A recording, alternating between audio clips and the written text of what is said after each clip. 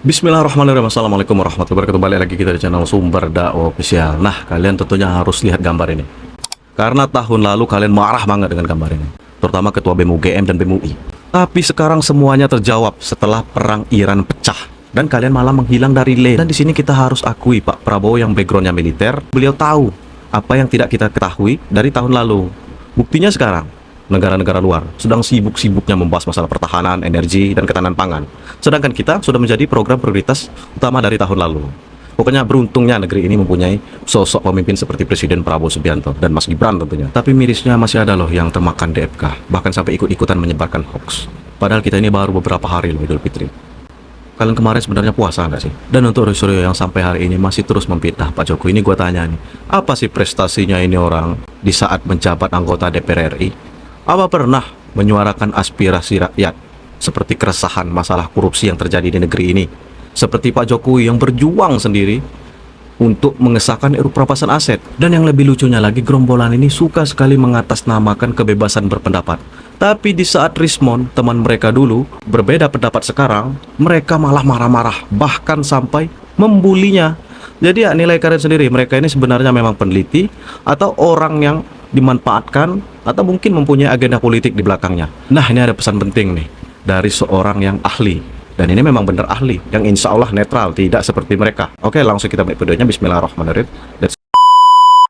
Hai, saya tertarik untuk ngebahas polemik antara Rismon Hasyiholan dengan Roy Suryo.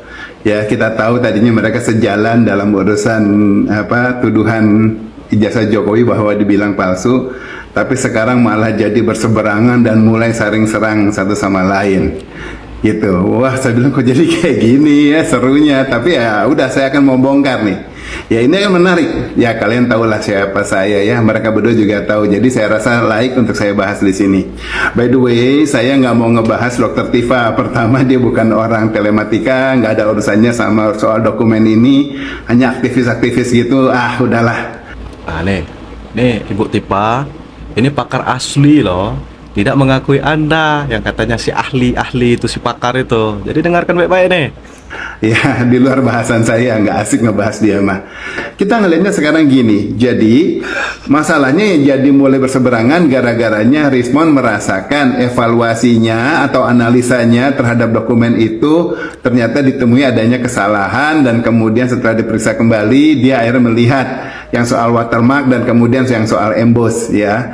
Dan karena sudah kadung bikin buku, kemudian menarik kembali bukunya nggak mungkin karena bukan online tetapi fisik. Jadi Rismon udah datangi Jokowi sama Gibran. Oke, I put that away ya, aside. Itu nggak ada urusan digitalnya. Ya, tetapi saya sekarang sebagai sesama peneliti, ya saya lihat sebetulnya apa yang dilakukan kok agak aneh ya, dan kemudian kok agak terlambat ya, gitu loh.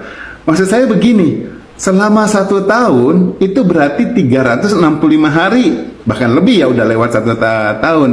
Yang namanya peneliti itu meneliti loh. Iya, bukan mengungkapkan dan kemudian ya berkuar-kuar soal buku, analisa ke sana sini. Enggak, benar-benar pure melakukan penelitian gitu. Nah, apakah itu sudah dilakukan, dan selama ini dilakukan kemudian apa hal yang sesimpel itu untuk mendeteksi, untuk mengidentifikasi adanya emboss dan kemudian segala hal-hal digital yang harusnya terungkap, masa selama ini nggak kelihatan gitu. Dan kalau ini sudah kelihatan ya, berarti juga Roy juga harusnya sudah kelihatan.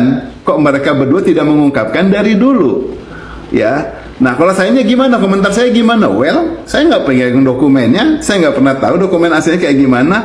Oke, bah, lihat aja dari TV-TV kan udah banyak itu, karena dia nggak ada analisa, nggak mau. Karena yang di TV-TV ataupun kemudian yang di media-media itu kualitasnya udah bisa menurun. Nah, ini baru peneliti atau pakar yang asli. Noise dan udah mengalami distorsi lain sebagainya sehingga tidak original lagi dokumennya. Ngapain saya memeriksa dokumen yang udah nggak original? Oh, no way gitu. Jadi saya hanya mengomentari hal-hal yang logis yang harusnya bisa dilakukan, kenapa nggak dilakukan? Kalau ini dilakukan dari dulu, nggak akan terjadi kuar-kuar yang nggak guna, kemudian akhirnya wow, udah selama 1 tahun ini bikin heboh, bikin ricuh, bahkan memecah belah bangsa kita. Itu masyarakat lah, nggak bangsa banget ya, masyarakat kita terpecah belah untuk kemudian yang satu berpendapat wow, menyerang terus kepada Jokowi, yang satu mau berpihak kemudian menyerang kepada mereka, dan ada yang juga nyerang-nyerang ke saya, dibilang kenapa saya kok berpihak sama Jokowi bagian gitu. Nggak pernah saya berpihak-pihak sama siapapun. Saya sebagai digital forensik dan sebagai analis nggak pernah berpihak, ya selama ini selalu netral aja dan tidak pernah mau masuk kasus hukumnya. Tapi sekarang saya ngelihatnya sama Mas Roy ini, Roy Suryo. Ini mau jadi apa Mas Roy? Sekarang konflik sama Rismon juga jadi konfliknya kemudian keras. Mas Roy dulunya saya kenal sebagai orang selalu mengulas yang telematika, ya. Tetapi kemudian sekarang juga jadi apa? Jadi orang hukum. Mengulas soal hukum. Jadi orang ahli tata negara. Jadi orang sosiolog. Dan kemudian ngelihat yang namanya hubungan sosial itu kayak gimana. Kemudian jadi dalang juga. Kemudian jadi orang garmen, selalu gonta-ganti bajunya. Ada yang dia kasih lihat lah baju-bajunya kayak orang garmen. Pernah jadi ustadz juga tuh, ya, fotografer pula katanya kan. Kemudian jadi apa juga, pelawak, banyak lagi hal-hal yang lucu-lucu juga, apa kasih lihat bantal atau apa. Anda mau jadi apa gitu loh. Saya jadi nganalisanya, saya mau menganalisa Mas Roy ini sekarang jadi yang sebagai apanya, intinya apa? Masih tetapkah ke telematikanya? Apakah saya mau terbawa dengan isu-isu yang lain yang jadi soal tadi semuanya itu? Karena kalau fokusnya jadi nggak jelas yang kayak gini, akhirnya saya jadi tidak tahu mau menganalisa Roy ini sebagai apa. Masa jadi orang ahli semuanya, jadi dia jadi pelawaknya bisa, jadi jualan garmennya bisa, jadi dalang, jadi orang hukum, jadi apanya. Nggak ada intinya satupun. Nah, wajar kalau Rismon kemudian bilang dari sekian banyak 50 halaman itu ternyata dia semuanya mengerjakan. Dari Mas Roy-nya itu cuma hanya memberikan soal WA, pakai WA messages saja, diolahnya sama Rismon. Ya jelas karena Roy-nya udah sibuk terlalu banyak untuk hal yang lain. Lah kalau sekarang seorang telematika tapi urusannya malah ribut-ributnya untuk membawa hal-hal yang lain, pertanyaan saya jadi mulai lain. Ini mah udah bukan murni soal digital lagi nih. Udah ada bawaan pesanan dan lain-lain sebagainya. Udah nggak seru. Makanya saya nggak mau terlibat gitu. Dan kemudian kalau saya lihat pendapatnya kayak Refli Harun dan kemudian Roy, sempat ada kata-kata yang bilang ini kebebasan berpendapat masyarakat dan kemudian keterbukaan publik atau apalah dan segala yang dibilang kebebasan berpendapat. Lah sekarang Rismonnya sudah mempunyai pendapat lain. Dia berpendapat sudah ada yang berbeda. Kenapa kalian dan teman-teman itu pada ribut, teman-temannya kalian, ya Roy sama dengar siapa itu si Refli Harun. Tuh.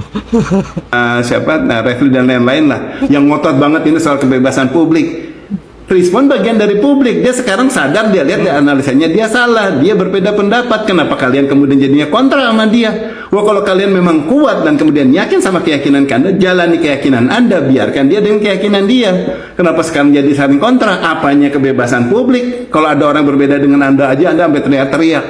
Kalau dibilang, wow ini soal jadi beda kubu-kubuan, wah berarti ini kubu-kubuan dong, politik jelas kan, ngomonginnya politik. Karena udah kubu-kubuan, udah tidak soal kepentingan masyarakat, tetapi kepentingan pribadi-pribadi. Udah bukan lagi hanya mau mengungkapkan suatu hal gitu loh. Udah nggak murni perjuangannya.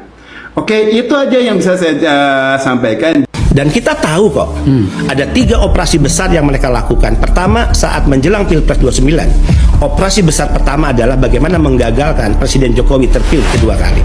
Operasi ini gagal. Operasi kedua, dan ini ada di fase saat ini. Operasi kedua adalah bagaimana menjatuhkan Jokowi di tengah jalan, tidak berakhir sampai 2024. Jika ini gagal, mereka masuk pada fase operasi ketiga, yaitu bagaimana Jokowi menjadi seorang warga negara Indonesia yang tidak dikenal sebagai pemimpin besar. Jokowi is nothing, Jokowi is nobody. Ini yang sedang diciptakan oleh mereka. Real kan, politik, paham harusnya salah. Dan semoga kalian cerdas lah.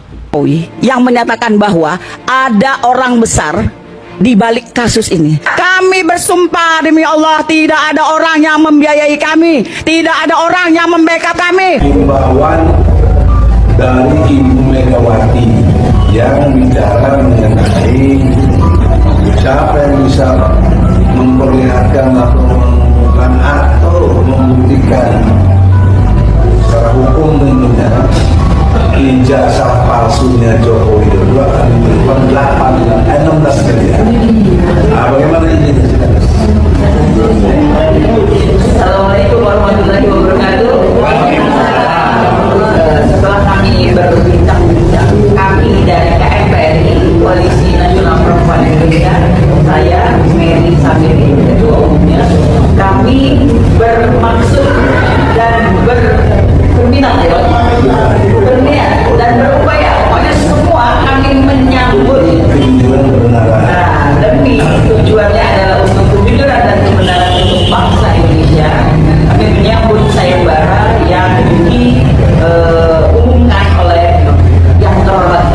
Pokoknya jejak digital membuktikan. Megawati Soekarno Putri mengenai siapa yang bisa membuktikan ya, bahwa ijazah dari Pak Jokowi itu palsu, maka akan Di kasus pusaran ijazah ini, Ya. sampel yang tertinggi yang diteliti teman-teman peneliti itu adalah foto-foto dari orang temannya Bang Dian Sandi Ya. yang katanya juga dipoto dari Ya. Laci. Ah. Itu aja udah harus mengujinya 2 kali tuh. Uji dulu Dian Sandinya, diuji juga temannya. Ini real ini. Satu persatu meninggalkan Roy Suryo. Aduh ya Allah, kasihan. Ya kan? Dan ditanya Pak Jokowi udah 3 kali berarti verifikasinya. Artinya ini udah nggak tersiar lagi nih. Tersiar, udah dokumennya udah omon-omon lah, boleh bilang ya omon-omon sebenarnya itu. Yang saya katakan dokumennya udah kosong lah kan. Udah mendingan gak usah diteliti kalau aku ya. Aku mendingan gak usah teliti. Kenapa? Ya, kalau misalnya tadi Scopus masih minta pernyataan dari Pak Jokowi. Oh dong. Mana? Iya, primer itunya karena dia Iya. diteliti. Jangan, jadi apalagi ini penelitian ini dampaknya nih Bang, dampak sosial, dampak hukum, dampak politis, sekarang dampak budaya. Bapak budaya juga ya. Ya karena udah dilibatkan ada wayang, nah, itu kan budaya kan. Udah sekarang kemarin tuh yang ngomong bawa itu Iya, Chris iya. apa tuh? Oh iya, Ustaz, Badik. Badik itu yang di Iya, iya, ini betul. Iya, iya. artinya sudah nyampe ke dampak budaya juga. Ini hati-hati, aku nggak boleh lah. Iya. Ini kelasnya sudah sangat super hati-hati menurutku. Janganlah main-main di penelitian ini, begitu Bang. Akan kembali nama baik Pak Jokowi dan keluarga. Oleh karena itu memang jejak ini harusnya diikuti oleh orang yang katanya nekat siap masuk penjara. Jadi kalau Dokter Tipa berbicara seenak perutnya, justru saya katakan bahwa Dokter Tipa ini orangnya labil. Dari rekam jejak yang kita lihat bahwa dia memiliki cenderung memeledak-meledak gitu. Dapat informasinya mereka itu keluarganya banyak yang mati muda kena penyakit darah tinggi. Nah, meledak. Nah, sekarang kami lagi mengejar ya adanya hubungan emosional antara orang yang menghina Pak Jokowi itu terkait dengan perbuatan cabul dan pengkhianatan kepada keluarga yang dilakukan Ini jujur sih. Kaget saya sumpah. Kalau beneran ya. oleh pengacara yang terkenal hebat, tapi memiliki rumah tangga, tapi mereka berada dalam satu kamar yang sama dan di tempat karaoke yang sama. Nah, mudah-mudahan polisi bisa menyidik ada hubungan apa mereka di sana. Karena menurut pengakuan dari Rizwan, pengacara tersebut yang inisialnya RH, dialah orang yang memaksakan Rizwan untuk mengatakan bahwa ijazah yang ditunjukkan pada gelar khusus itu tetap palsu. Kemudian atas perintah seorang mantan petinggi KPK dengan inisial Abras yang mengendalikan semua pengacara untuk melakukan satu perlawanan yang kita anggap agar isu ini Yang pastinya nih pik pengacara ganteng. dapat memberikan keuntungan ekonomi buat kelompok-kelompok tersebut. Ada Michael, ada RH, para YouTubers, mereka segala macam. Mereka ingin isunya sampai tahun 2029. Nah, kemudian ada geng Makassar yang memang tergantung orang-orang dari Sulawesi Selatan. Ada jenderal berbintang 4, inisial SS. Dan kemudian ada juga partai politik dan tokoh-tokoh petinggi partai memang ada. Nah, kalau kaitan dengan Rismon, ada beberapa yang ketemu, ada juga yang tidak. Bahkan semua rekamannya ada. Nah, jadi kita tunggu saja. Mudah-mudahan Rismon bisa menyampaikan dalam berita acara sebelum beliau di SP3 perkaranya, sehingga ini berlanjut, bahwa perbuatan yang bermotif ekonomi yang dilakukan oleh tim mereka semua ini tentu ada dalangnya gitu. Dalangnya terungkap. Dan dalangnya dulu sudah menjadi tersangka tapi takut nangis, tapi ternyata masih menggunakan cara-cara kebencian dia terhadap Pak Jokowi. Inisial Abras tadi. Nah, jadi kalau bagi tim relawan Dr. Tifa itu kita anggap kayak butiran debu saja. Ibaratnya respon ini adalah memegang payung di saat hujan. Ketika respon sudah KO, mereka kebasahan semua. Nah, kalau orang udah basah kuyup dan tenggelam, ya begitulah.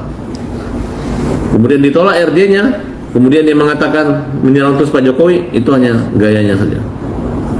Tapi yang jelas sedikit lagi mereka akan KO dengan laporan-laporan, karena RH ini menuduh bahwa Polda merekayasa bukti.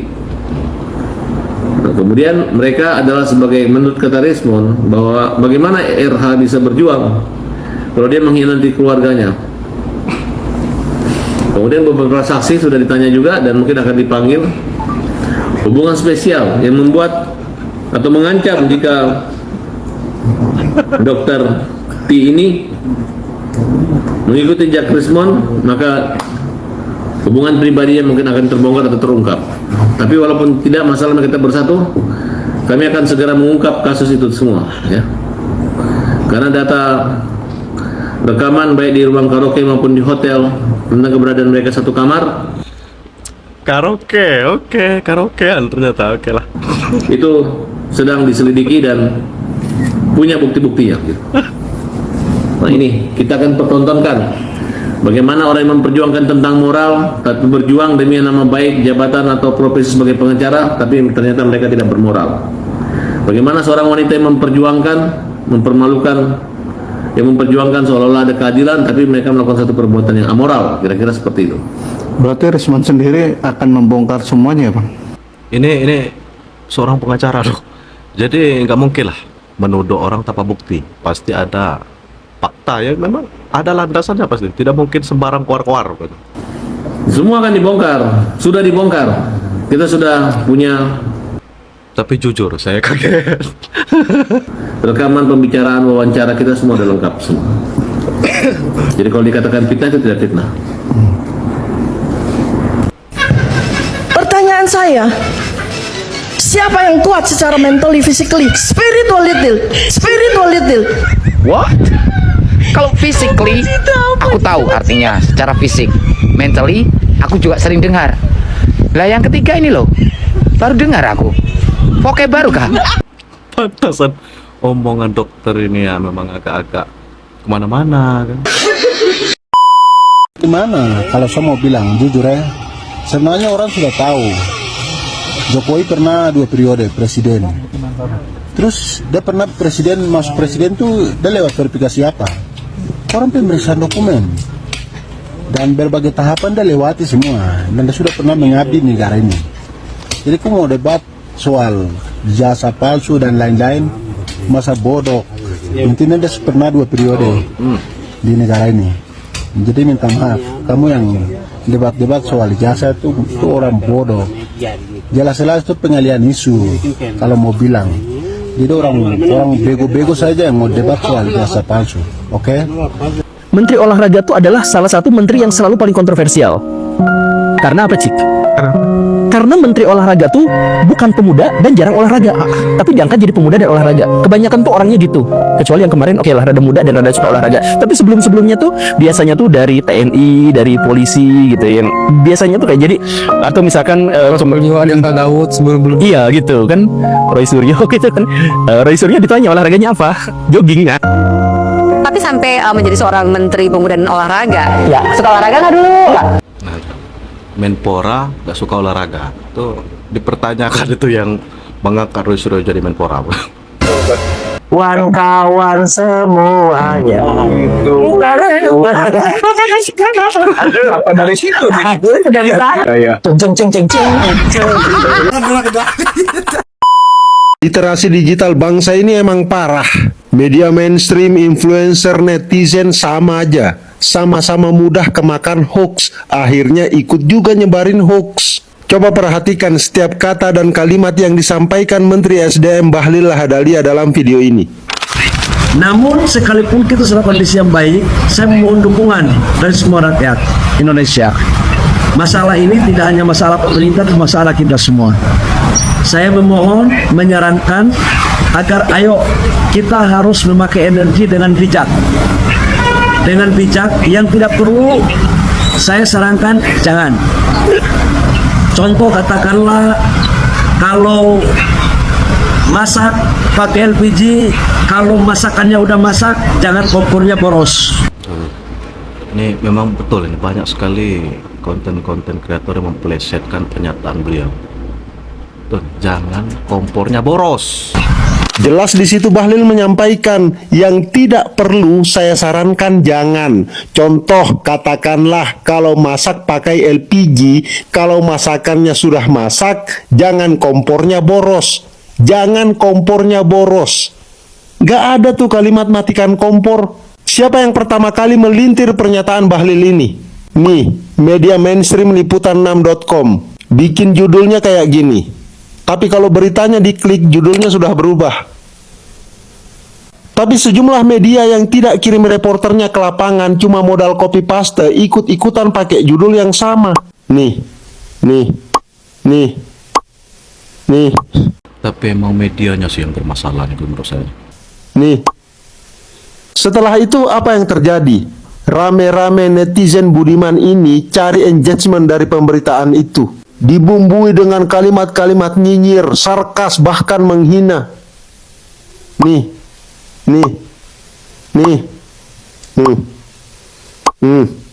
Ini lagi. Nih.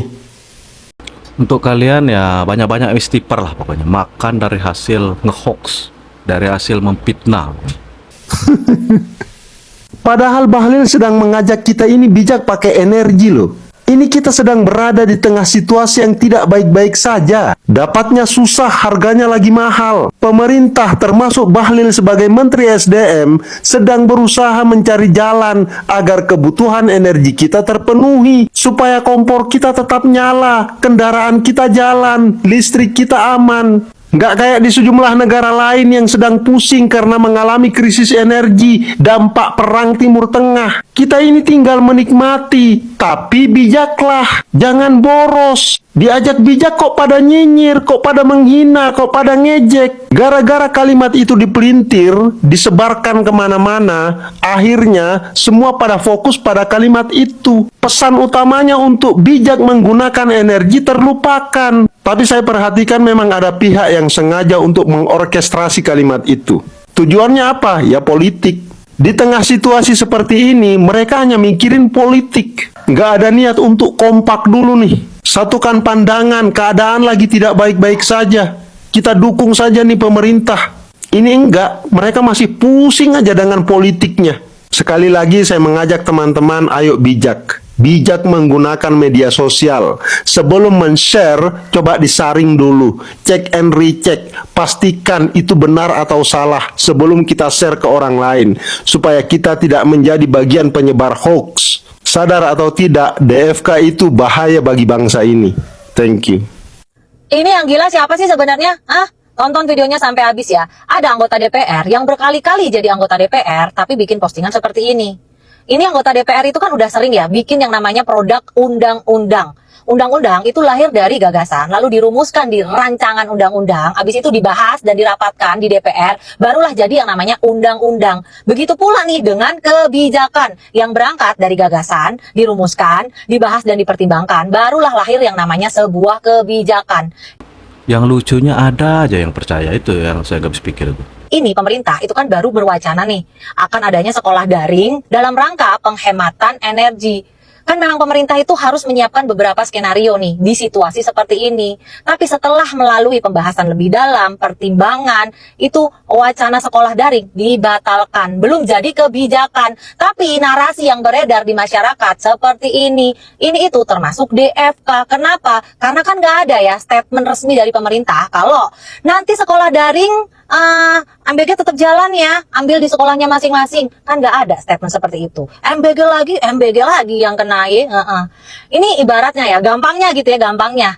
Ada orang yang baru berencana nih, musim hujan gini, ntar malam enaknya masak tom yum nih, anget-anget gitu ya. Tapi udah dikomentarin begini, tom yum lu nggak enak ya, keasinan itu, isiannya nggak banyak lagi, udah gitu platingannya jelek lagi. Kan baru rencana nih. Baru rencana masak tom yum, belum tentu gue masak tom yum gitu ya. Tapi pola anak abah ini sama. Itu seperti gerombolan sampai itu Roy Suryo itu persis seperti ini. Pokoknya persis banget. Jadi yang jahat siapa sebenarnya?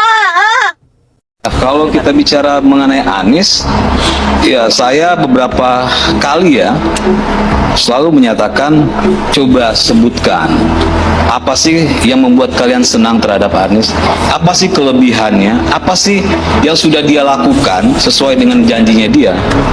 Itu nggak ada satupun yang bisa menjawab ya. Apa kelebihan Anies? Oke, coba kita tanya langsung ya sama apa kelebihan Anies dari apa yang sudah dijanjikan.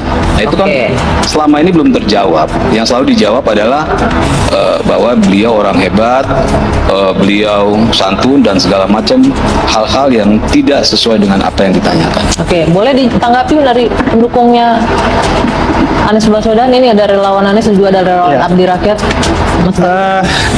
Kalau boleh saya langsung menanggapi ya, kenapa kemudian Anies Baswedan adalah salah satu sosok yang punya potensi besar memimpin bangsa ini. Sebelum sana tanggapi ini dulu mungkin, apa kelebihan Anies yang terkait dengan kelebihannya, saya pikir dari awal kami mendukung Anies Baswedan gitu ya, untuk menjadi gubernur DKI. Yang pertama adalah karena Indonesia sedang menghadapi krisis keadilan sosial. Kita bicara pemerataan pembangunan, kita bicara kemudian Indonesia harus maju dalam sektor apapun, tapi kita selalu lupa bahwa ada problem keadilan sosial. Nah, Anies Baswedan memimpin Jakarta dengan prinsip untuk memperjuangkan keadilan sosial bagi masyarakat Jakarta. Ini jujur sih, prestasinya apa? Ini real sih.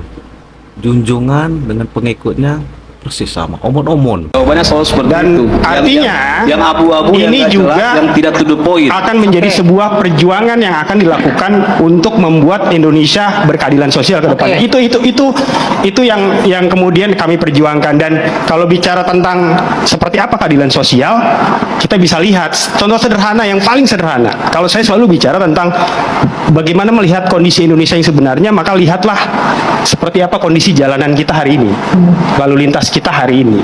Apa yang sudah dilakukan oleh Anies saat ini adalah misalnya sudah memberikan kesempatan kepada pejalan kaki misalnya dengan membuat trotoar yang sehingga kemudian orang bisa mengakses trotoar tersebut dan menjadi aman untuk berjalan kaki. Terus kemudian juga ada jalur sepeda yang dibuat. Itu satu contoh. Kalau pertanyaannya sekelas relawan saja itu nggak bisa jawab, ya kan?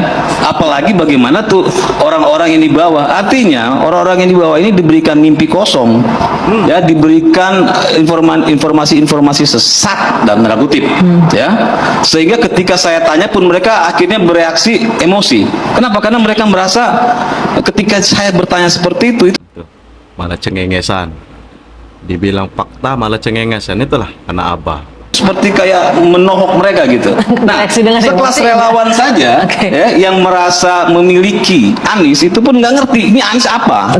Anda kalau tahu persoalan Indonesia, Anda akan sadar bahwa persoalan Indonesia itu tidak ringan, ya, sangat-sangat yang terbaik, kalau tidak rawan sekali menurut saya. Nah, itu tadi kan dengarkan video lama dari seorang Presiden Prabowo Subianto. Jadi pemimpin dia seperti itulah, seperti Pak Jokowi maupun Pak Prabowo Subianto, orang yang pokoknya memikirkan bukan hanya sekedar 1 atau 2, 3 tahun, tapi puluhan tahun, bahkan sampai 70 tahun, bahkan sampai 100 tahun ke depan.